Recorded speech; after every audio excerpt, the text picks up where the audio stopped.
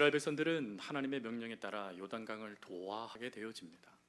그리고 안전하게 길갈이라는 곳에 유숙을 하게 되어지죠. 그 은혜에 감사하여 이스라엘은 12돌을 취하여 길갈에 기념비를 삼고, 그리고 그 기념비를 통하여 대대로 하나님께서 이루실 역사를 기념할 장소로 길갈을 세우게 되어집니다. 그리고 거기서 끝나지 않고 이스라엘 백성들이 가나안 땅 정복의 사업을 하기 이전에 하나님의 명령에 따라 이스라엘은 할례를 받게 되어지죠. 그리고 7일이 지나고 이 이스라엘 백성들의 남성들의 할례 받은 모든 상처들이 아문 이 시점이 되어지자 하나님은 이스라엘 백성들에게 본격적인 가나안 땅 정복 사업을 시작하도록 명령을 내리십니다. 그 명령에 따라 이스라엘 백성들이 제일 먼저 맞이했던 성읍이 바로 여리고 성이었습니다. 우리는 말씀을 읽음을 통해서 여리고 성이 이런 모습 가운데 이렇게 무너졌구나 라고 생각하여 가벼이 여리고 성을 생각할 수 있습니다. 하지만 성경의 역사들의 내용들을 살펴보면 이 여리고라는 이 성 앞에 붙는 수식어가 하나가 있었습니다. 그것은 요새인 여리고성이라는 것입니다. 즉 여리고는 평범한 성이 아니었다라는 것입니다. 요새화되어져 있어서 적군이 쉽게 넘지 못하고 정복하지 못할 성읍이 바로 여리고 성이었습니다. 이 여리고 성의 이 역사가 얼마나 컸던지 이스라엘 백성들이 하나님의 명령에 따라 요단을 도하하고 그리고 길갈에서 할례를 행했지만 적군이 어떠한 힘도 못 쓰는 그 상황을 겪음을 통해 하나님께서 역사하시면 되는구나, 하나님의 말씀대로 하면 되는구나 하는 것을 깨닫고 이제 하나님의 명령대로 저 여리고 성을 향하여 나아가면 저 성도 무너지겠지라는 그 기대감이 한순간에 이 여리고 성 앞에서 무너졌다라는 것입니다. 사실 성경의 이 말씀은 그냥 가벼이 넘길 수 없는 모습입니다. 왜 그러냐면 조금 전에 말씀드린 대로 이 여리고 성은 요새 중에 요새였기 때문에 그렇죠. 이 당시에 성읍은 이미지로 보여드리겠지만 보시는 이미지와 모습처럼 이중 성벽으로 되어져 있습니다. 근데 이 이중 성벽으로 되어져 있는데 외벽, 제일 먼저 맞닥뜨리는 외벽의 두께가 2m 정도 되었다라고 합니다. 그러니까 두꺼운 성벽이죠. 그리고 그 안에 있는 내벽은 더 두꺼웠습니다. 3.5m의 넓이로 이 성벽이 세워졌어요. 근데 3.5m로 넓어도 우리 키 정도 되면 폴짝 뛰어넘을 수 있지 않겠습니까? 근데 안타깝게도 성경은 이 성을 뭐라고 표현하고 있냐면 그 성벽이 하늘에 닿았다라고 표현을 하고 있습니다. 그럼 실제적으로 이 여리고 성의 높이는 어느 정도 되었냐면 9m나 되었다라고 합니다. 그래서 멀리서 바라봐도 그 성벽의 높이 때문에 아이고야 저거 우리 정복할 수 없겠구나 하는 절망감을 주고 줄 수 있는 충분한 위용을 발휘했던 게 여리고 성이었다라는 것입니다. 그래서 많은 성서학자들은 이 여리고 성을 이스라엘이 점령할 수 없는 첫 번째 성이라고 이야기합니다. 즉 하나님께서 가나안 땅이라는 것을 정복하도록 이스라엘 백성들을 이끄셨다라면 쉽게 정말 그들이 하나님의 은혜를 누리는 것처럼 이야 하나님이 역사하시니 순적하네 라고 말할 수 있는 역사로 하나님이 이끄셔야 되는데 하나님은 그러지 않고 이들을 어디 앞으로 이끄셨냐면 도무지 해결할 수 없는 문제 앞에 이들을 이끌었다라는 것입니다. 그 문제 앞에 이들이요 출애굽 1세들과 같은 반응을 보일 수 있었습니다. 출애굽 1세대들은 이미 40년 전에 이 성을 보았습니다. 그리고 이 성에 있는 사람들이 어떤 사람인지 알았지요. 그래서 그 상황을 보면서 그들이 마음이 어찌했냐면 무서워하고 두려워하였다라고 기록되어져 있습니다.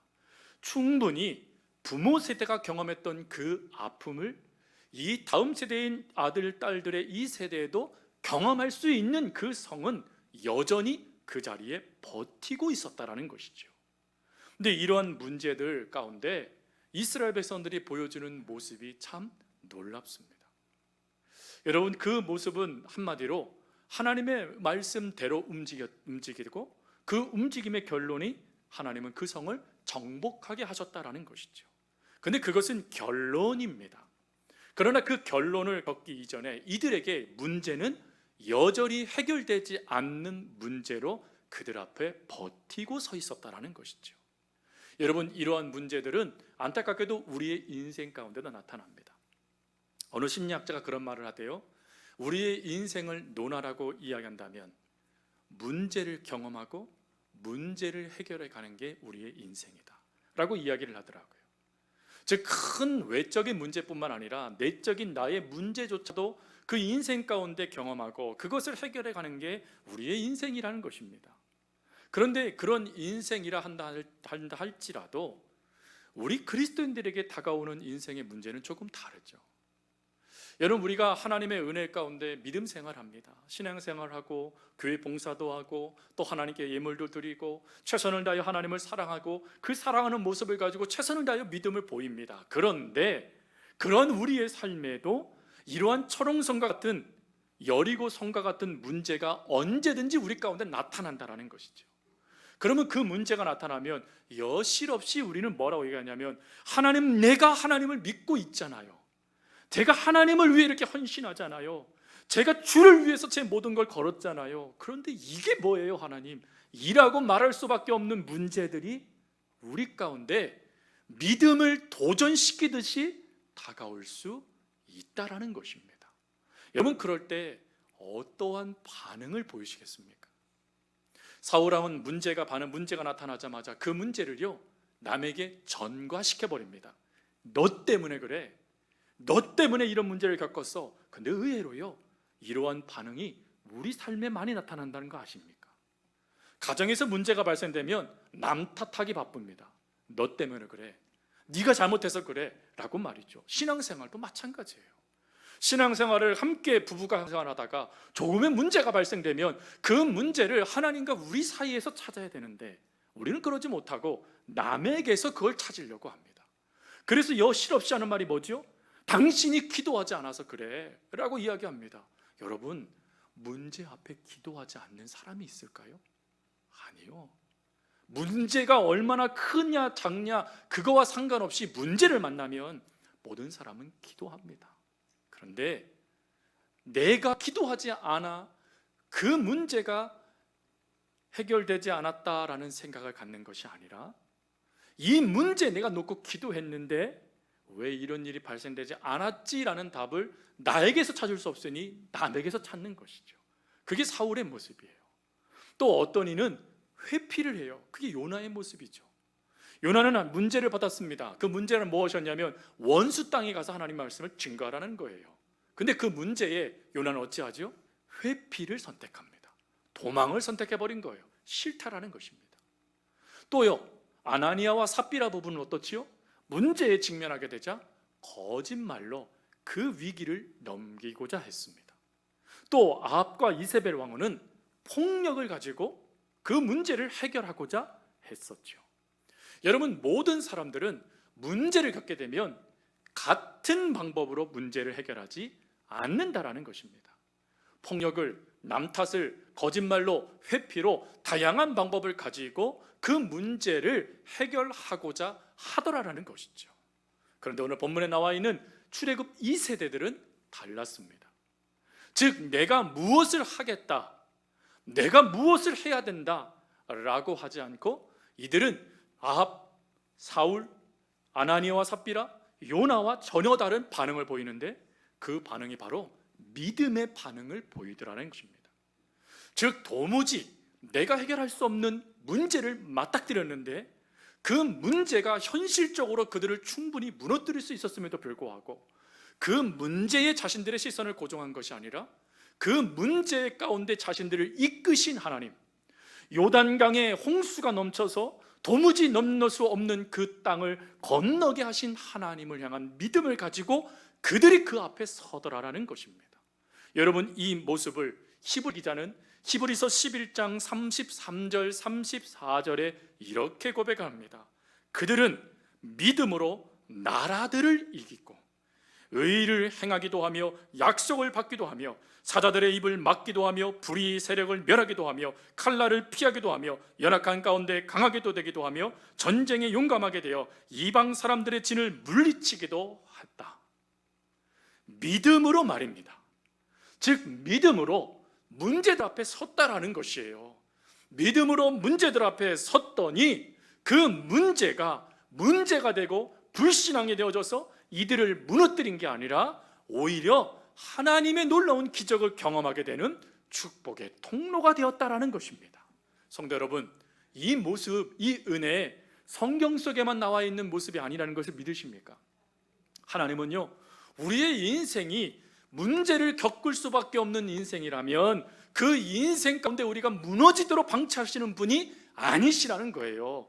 그리고 그 문제의 해결함이 우리의 지식과 우리의 힘이 달려있는 게 아니라 하나님께 달려있다는 것을 믿는 믿음을 가지고 즉각적으로 하나님 앞에 믿음을 세우기를 원하신다라는 것입니다.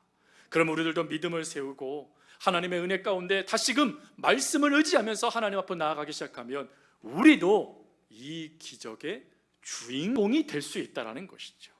그러면 우리가요, 하나님 앞에 보여야 될, 하나님 앞에 다시 세워야 될 믿음은 어떤 믿음일까요? 특별히 제가 서두에 우리의 믿음을 도전케 하는 수많은 문제를 경험한다고 말씀드렸어요. 여러분, 우리들이 하나님을 믿고 있지만 도무지 이해되지 않는 아픔들을 겪을 때가 있어요. 내 사랑하는 이에게 암이 찾아온다던가, 아니면 내 몸에 암이 찾아와요. 또 내 사업을 하나님을 위해서 열심히 세워가는데 사업이 기울어지고 있어요. 가정을 위해서 끊임없이 자녀를 위해서 기도하는데 자녀들이 자꾸 어긋나요. 여러분, 그거 이해할 수 있으세요? 분명히 하나님은 모든 것을 합력하여 선을 이루신다 말씀하셨는데 선이 이루어지는 게 보이지 않는 그 이해할 수 없는 문제들을 겪게 될 때 믿음 세우는 거 사실 쉽지 않습니다. 그러나 믿음 외에는 답이 없다라는 것입니다. 즉 우리 가운데 나타나는 수많은 것들, 도무지 이해할 수 없는 것들을 우리가 겪게 될 때 그 이해할 수 없는 그 자리 가운데서 다시금 우리가 하나님에 향한 믿음을 세우기 시작하며 믿음 가운데 하나님께 반응하기 시작하면 하나님은 도무지 아무것도 이루지 않으실 것 같은 그 상황 속에 하나님의 놀라운 은혜를 반드시 더하신다라는 것입니다. 그게 상황일 수 있고 그게 우리 자신을 향한 하나님의 평안일 수도 있습니다. 하나님은 다양한 방법으로 반드시 응답하셔서 그 상황에 우리가 무너지지 않도록, 그 문제 가운데 좌절하여 무서워하고 두려워하지 않도록 우리를 지키신다라는 것이죠. 그럼 어떤 믿음을 우리가 세워야 될까요? 오늘 이스라엘 백성들은 두 가지 믿음을 보여요. 우리가 이 두 가지 믿음을 우리 올 한 해 동안, 아니 주님 부르실 그날까지 이 믿음을 온전히 행해갈 수 있는 우리가 되길 바랍니다. 그 첫 번째 믿음은 무엇이냐면 하나님의 약속에 기초하는 믿음입니다. 하나님의 약속의 말씀에 기초하는 믿음. 자, 이 믿음의 도전, 이 믿음을 가지고 살아가기 못하도록 만드는 여리고성에 대해서 다시 한번 이야기를 나눕니다. 여러분, 여리고성에 대한 이 이야기들은 성경에 네 군데 구체적으로 이 여리고성이 어떤지에 대해서 언급하고 있습니다. 그 첫 번째 여리고성에 대해서는 신명기 1장 28절 말씀에 보니까 그 성읍은 크고 성곽은 하늘에 닿았다 라고 되어져 있어요. 근데 여러분, 사실 이 가나안 땅에는 여리고성 외에 큰 대성들이 몇 군데가 더 있었습니다. 그 성에 비해서는 이 여리고성은 작은 성이었어요. 근데 왜 성경은 크다라고 얘기했을까요? 이것은 사이즈를 말하는 게 아닙니다. 이것은 이 성의 상태를 말하는 거예요. 이 성이 견고했다라는 걸 말하는 것입니다. 즉 이 성에 어떠한 틈도 발생되지 않고 완벽하게 적을 물리치고 막아낼 수 있는 힘을 갖추고 있다라는 것을 말해주는 게 바로 첫 번째 여리고성의 모습이에요. 그리고 두 번째 여리고성은요, 문과 빗장이 있어 견고하다라고 되어져 있어요. 문과 빗장이 있어 견고하다라는 이것은 완벽한 방어진을 갖추고 있다라는 뜻입니다. 너무나 완벽해서 그 어느 누구도 그 문을 뚫을 수 없었다는 것이죠. 여러분, 벌써 이 두 번째만 가도 이미 이 전쟁에 막대한 피해가 있겠구나. 만약에 이 성을 점령하고자 군대가 동원되어 있는 말이죠. 즉 이미 두 번째만 와도 이 성은요 불가능인 거예요. 불가능. 근데 세 번째는 더 불가능합니다. 세 번째, 신명기 1장 28절 후반절을 보면 이스라엘 백성들이 이 성을 향해 뭐라고 얘기하냐면, 이 성벽이 하늘에 닿았는데 그 다음 이 성읍에 또 아낙 자손을 보았다라고 기록되어져 있어요. 여러분, 아낙 자손은 바로 우리가 잘 알고 있는 다윗과 골리앗의 선조입니다. 즉 이 아낙 자손의 가장 중요한 특징이 있는데, 그것은 아낙 자손들은 용사 중에 용사였다라는 것입니다. 그 용사 중에 용사들이 지키는 성. 어느 분이 이런 말을 하더라고요. 이 싸움은 쉽게 설명하면 특공대와 중학생의 싸움이래요. 그랬더니 어느 분이 중학생 정도만 돼도 악으로 깡으로 중2 아이가 있기 때문에 된대요. 근데 이건 초등학생과의 싸움이라는 거예요. 불가능한 거랍니다. 왜요? 그 당시 고대 전쟁사를 보니까 이 여리고는 전쟁이 많았습니다. 왜 그러냐면 킹스 어웨이, 왕의 대로라는 아주 중요한 무역로가 이걸 통해 지나갔어요. 그러다 보니 조세 수입이 상당했다라고 합니다. 그래서 많은 대국들이 제일 먼저 점령하고 싶어하는 곳이 여리고였다라는 것입니다. 그러니 여러분, 여리고를 지켜내야 될 병사들은 싸움에 능숙한 자들이었던 거예요. 성벽을 어떻게 지키고 이 성을 어떻게 지켜야 내 가정을 지킬 수 있는가 하는 거에 대하여 아주 전문가였다라는 것입니다. 그들이 지키고 있어요. 이스라엘은요, 여러분, 이스라엘이 훈련을 받은 건 뭐밖에 없죠? 제식 훈련만 받았습니다. 구름이 뜨면 출발, 구름이 내려오면 멈춤. 이 제식 훈련만 받았어요. 총을 잡아본 적이 없어요. 총을. 그러니 이 싸움은 하나마나 이스라엘의 패배가 맞는 거예요. 그리고 네 번째, 1절 말씀해 보니까 여리고는 굳게 닫혔고 출입하는 자가 없었대요.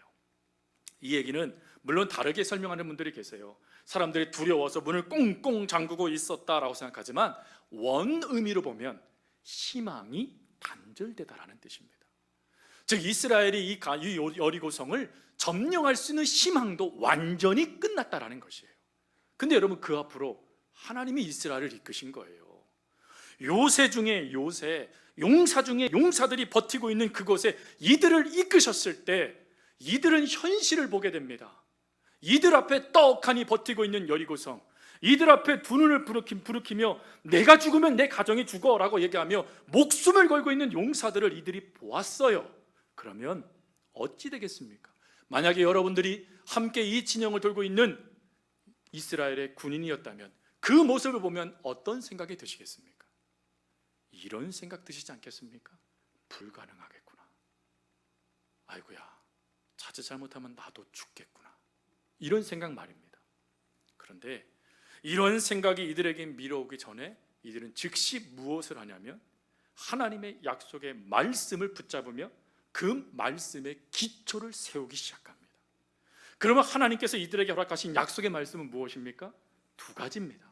첫 번째로는 2절 말씀에 보니까 하나님이 여호수아에게 뭐라고 말씀하시냐면 여리고와 그 왕과 용사들을 이스라엘 손에 넘겨주었다라고 말씀을 하세요. 여러분, 넘겨주다라는 이 단어가 히브리어로 나타티라는 단어입니다.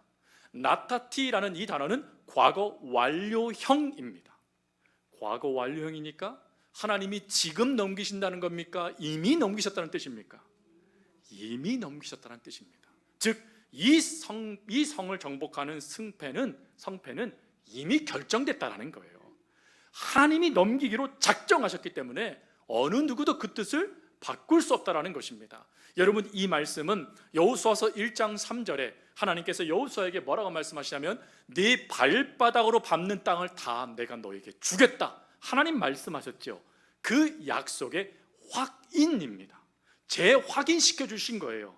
말씀 안에 서라. 그러면 이 땅 결코 너희들 손에서 빼앗을 자가 없을 거야 라고 말씀하시며 그들을 하나님의 말씀 앞에 기초를 세울 수 있도록 이끌어 주신 거예요. 또 두 번째가 5절이죠. 5절 말씀에 보면 성이 어떻게 한다고 말씀하시냐면 무너져 내리리라 라고 말씀을 하세요. 근데 이 무너져 내리다라는 이것은 뭘 의미하는 거냐면 이들 스스로 무너진다라는 뜻을 말하는 것입니다. 즉 원어를 보니까 그 스스로 자신이 힘을 지탱하지 못하여 기초석부터 무너지는 상태를 말하는 거예요. 완전히 파괴되는 거. 이스라엘의 활, 칼, 무기 대동하지 않아도 된다라는 것입니다. 하나님이 하신다라는 거예요. 그 말씀에 이들이요 기초를 세우고 그 말씀에 이들이 신앙을 다시 한번 새기면서 그 발걸음을 옮겼다라는 것입니다. 그러면 이 말씀을 듣는 성도 여러분, 여러분들은 어떠실까요? 내가 갖고 있는 이 장애물, 내 앞에 있는 이 문제는 해결될 수 없을 거야 라는 생각을 가지십니까? 불가능이라는 답으로 여러분 그 삶을 마감하길 하나님이 원하실까요? 존 메가더 목사님은 이런 말씀을 하셨어요. 이 약속을 가진 백성에게 있어서 실제적인 장애물은 가나안이 아니라 바로 불신앙이다. 가나안은 문제가 아니라는 거예요. 왜? 이미 하나님이 주시겠다라고 약속하셨거든요. 근데 문제는 뭐라고요? 불신앙. 불신앙을 다른 말로 불가능하다 도장을 찍는 모습이라고 합니다. 불가능하다. 여러분 비록 현실적으로 또 여러분 주변에 있는 사람들이 그 여러분들의 상황을 바라보면서 불가능해 라고 말하는 그 시점이 여러분들에게 찾아오셨습니까? 그때가 바로 다시금 하나님의 말씀에 여러분들의 믿음을 세울 때입니다. 다시금 하나님을 의지하겠다라고 생각하며 그 믿음을 가지고 하나님의 말씀을 붙잡을 때예요. 여러분 이렇게 하나님의 말씀을 붙잡을 때 하나님이 어찌하신다고 말씀하시냐면 로마서 4장 20절 22절 말씀에 사도 바울은 이렇게 얘기합니다. 믿음이 없어 하나님의 약속을 의심하지 않고 믿음으로 견고하여져서 하나님께 영광을 돌리며 약속하신 그것을 또한 능히 이루실 줄을 확신하였으니 그러므로 그것이 그에게 의로 여겨졌느니라. 확신하라는 거예요.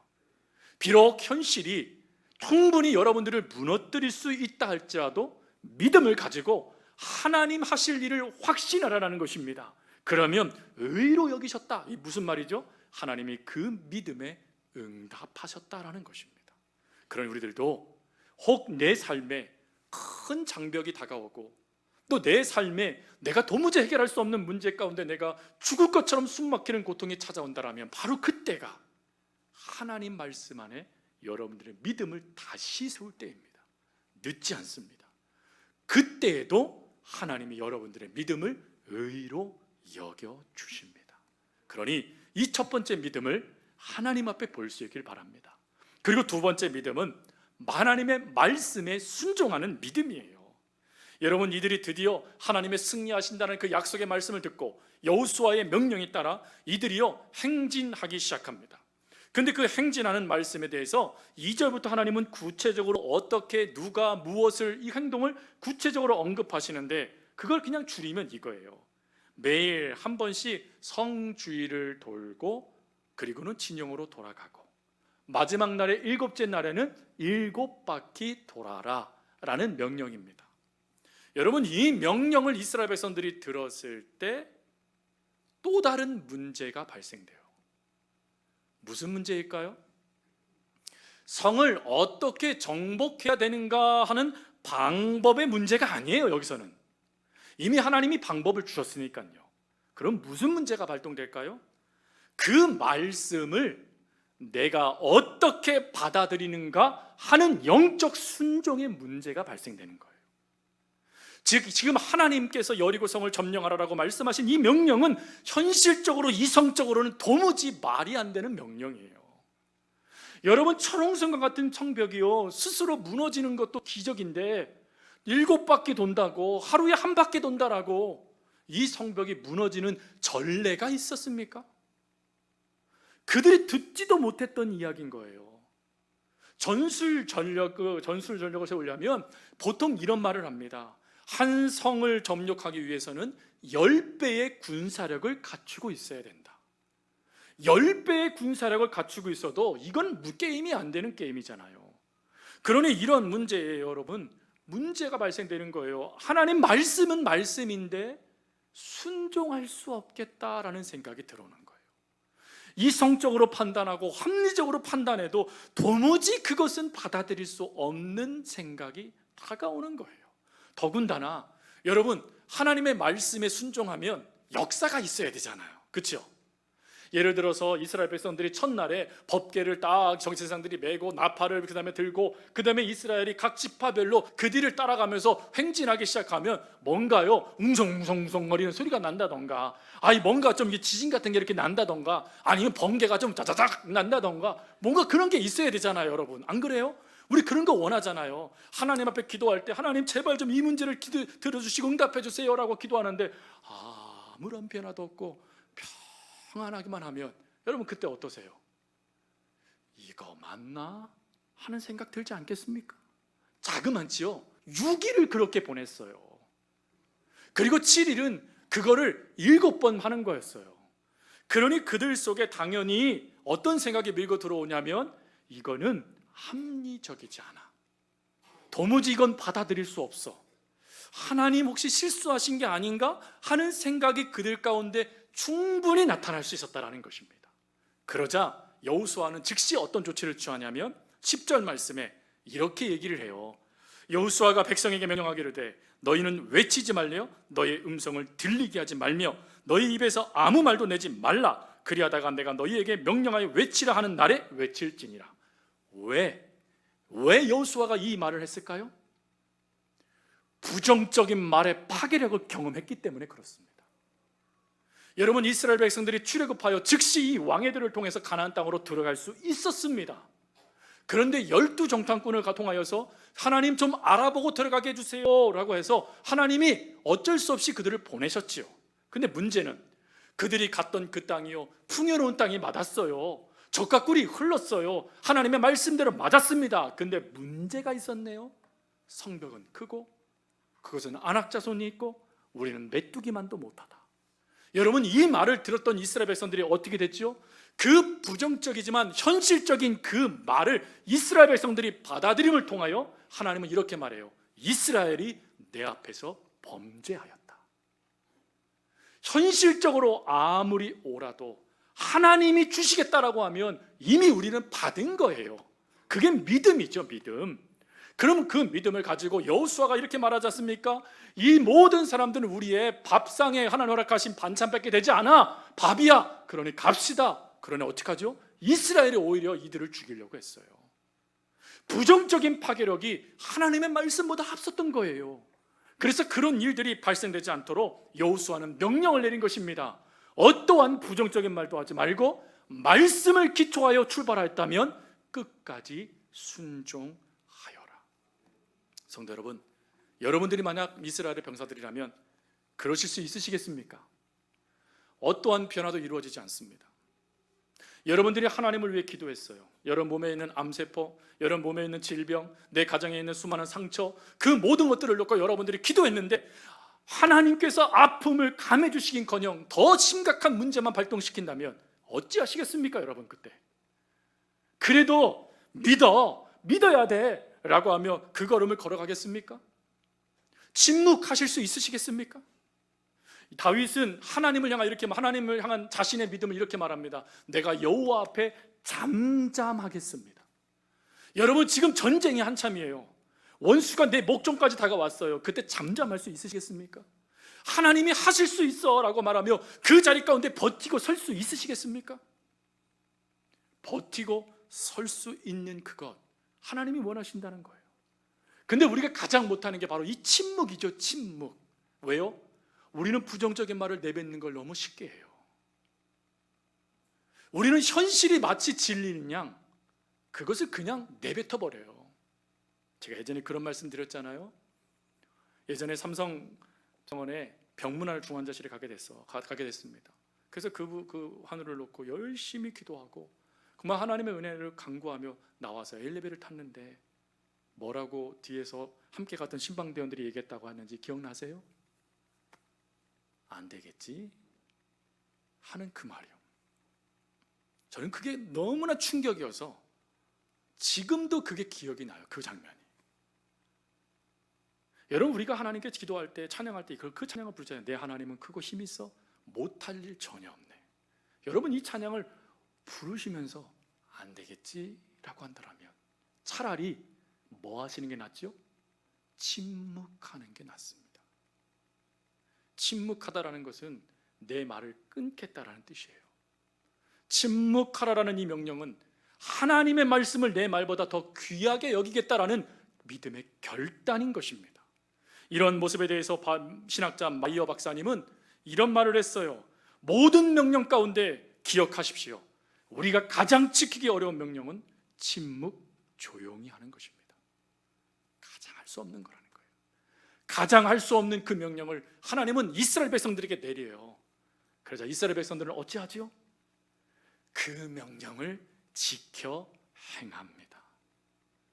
진영 앞에서라든지 전쟁터 여리고성 앞에서라든지 이스라엘 백성들은 어떤 말도 하지 않아요. 단지 하나님의 말씀에 순종합니다. 언제까지요? 외치라! 라는 하나님의 명령이 있을 때까지 말입니다. 여러분, 이 모습을 저는 또다시 이렇게 얘기하고 싶어요. 여러분 삶에 반드시 현실은 여러분들의 이성과 이해로 그 현실은 믿음의 벽을 만들어 버리실 겁니다. 그리고 그 이성적인 그 판단과 이성적인 그 모습 때문에 하나님이 보이지 않을 수도 있습니다. 그러나 그 이성과 그 이해의 벽을 넘어 하나님이 주신 말씀을 끝까지 순종했던 이스라엘 백성들을 향하여 하나님은 어떤 은혜를 더하셨냐면 히브리서 11장 30절 말씀에 보니까 믿음으로 7일 동안 여리고를 도니 성이 무너졌더라. 여러분, 이러한 모습에 대해서 한 성서신학자는 이런 말을 했어요. 한 번의 순종의 상황을 바꾸지 않을 수 있다. 그러나 온전한 순종은 반드시 상황을 바꾼다. 베드로가 누가복음 5장 5절에 이런 말을 했잖아요. 선생님, 우리들이 밤이 새도록 수고하였을 때 잡은 것이 없지만은 말씀에 의지하여 내가 그물을 내리리이다. 잡은 것이 없는 건 현실이에요, 여러분. 불가능을 말하는 거예요. 그러나 그 벽을 넘어서 그가 반응할 수 있었던 건 말씀이었다라는 거예요. 내가 말씀을 의지하여 그물을 내리겠습니다. 결과는요, 그물이 찢어질 정도로 많은 물고기를 잡았습니다. 성도 여러분, 바로 이 모습을 하나님은 우리에게 원하십니다. 비록 현실이 여러분들을 암담하게 하고, 비록 여러분들의 이성과 이해로는 도무지 이해되지 않아도 하나님은 하나님의 말씀을 끝까지 온전히 순종하는 자들의 삶을 책임져 주십니다. 그러니 그런 삶을 살아가도록 이 믿음을 붙잡는 저와 여러분이 될 수 있기를 바랍니다. 말씀 마무리합니다. 하나님은 오늘 우리들에게 말씀하세요. 믿음으로 나의 약속을 확신하며 끝까지 순종해라. 그리하면 너의 여리고 성도 무너지리라. 우리 이 말씀을 의지하며 이 믿음으로 하나님 앞에 나아가는 우리 모든 삶이 되어줄 수 있기를 간절히 주님의 이름으로 부탁드립니다.